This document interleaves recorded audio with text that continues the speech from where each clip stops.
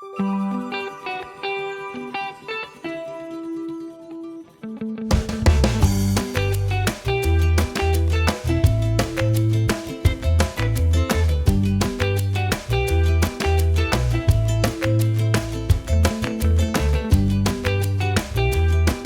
name is Andre Uzee, and I'm with the Baton Rouge Antique Decoy Group, and we participate each year in Duck Duck Goose Day at the Baton Rouge Swamp.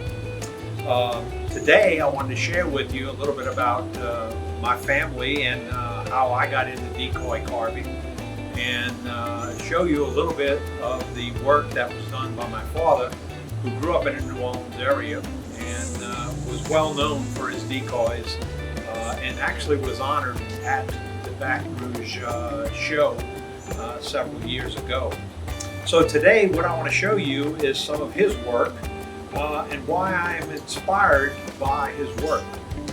I made my first duck hunt when I was 12 years old, which turns out to be about 54 years ago.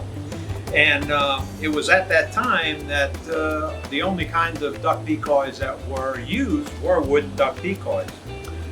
He has been well known for not only his depiction of the mallard, which is one of these decoys here, which this one in fact probably dates back to about the 70s. This was purchased by a friend and given to me at one of our decoy shows here in Baton Rouge. This one here, which is another version of that, was actually painted by my father for me before he passed away in 2002. So this is, I treasure this decoy quite a bit. Another one of his decoys is his female mallard. This is one of his later versions of the mallard. His style changed a little bit over time.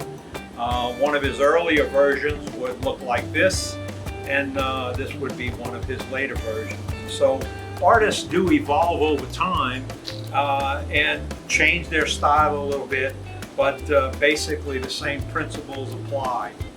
Here's a picture of a ringneck decoy, which my father made one day. He didn't have much wood around, so he actually had a piece of wood here, which is not your typical wood, but decided to just go ahead and make a decoy.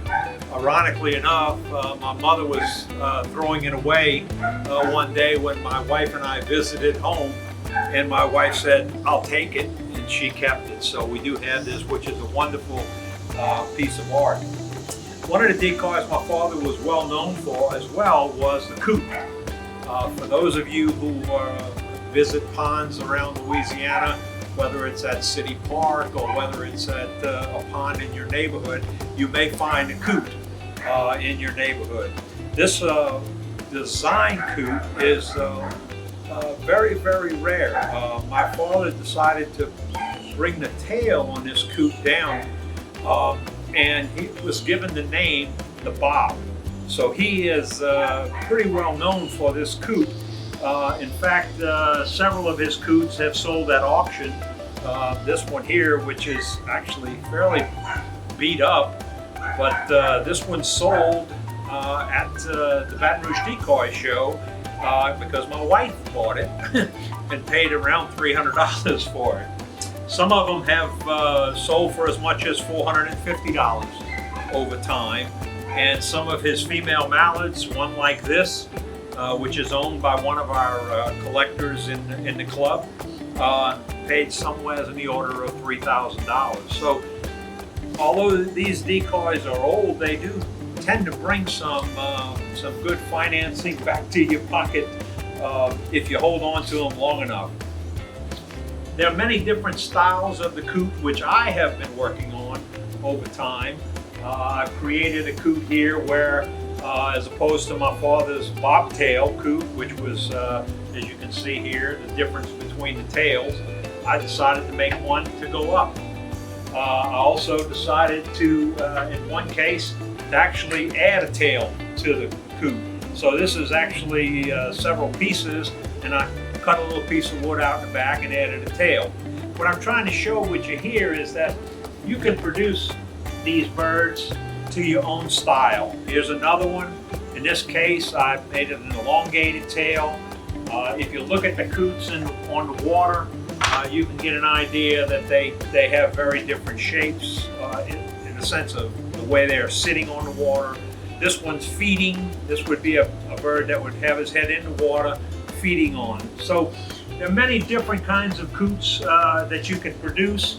I'm going to show you a little later how to produce a coot. They're quite simple. It's quite easy. And if you come to the Duck Duck Goose Day at Breck Swamp each August, you will see many of these decoys in person, as well as many more on the order of 1,000 plus decoys. There's also at the Breck Bluebonnet Swamp, we have a decoy room. This decoy room has close to 300 or 400 decoys in it, which you can always go by and see anytime.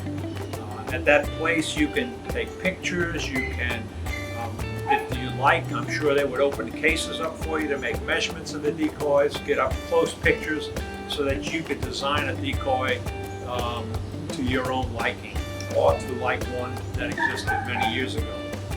If you look behind me, I've made many of these coots, and these coots are very similar to the ones my dad made.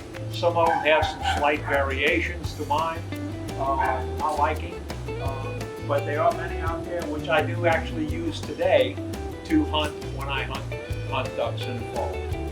So I want to help you out here a little bit. There's many different kinds of ducks that visit Louisiana in the fall.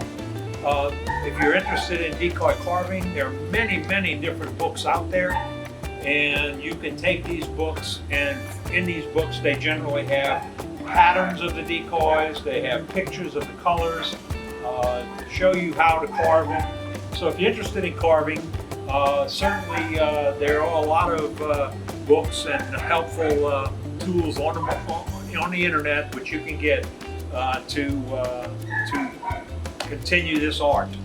I'm still working on some myself. This is my version of one of my father's decoys. It's in the works. It's got some basic paint on it, but it has not been detailed at this point. Here's another one, which is a female mallard, which I've just started. Probably have about another 15 to 20 hours to work on this one. So it's easy to start with the coot and then move your way up, and eventually you'll learn different techniques and you'll be able to make some very detailed large decoys for either your collection or for your friends and family, or in my case I do a lot of decoys and donate them to local charities who then put them up for silent auction. I hope that helps you understand a little bit about my interest in decoys and why I'm inspired to make decoys, and will continue to do this in my retirement. Thank you.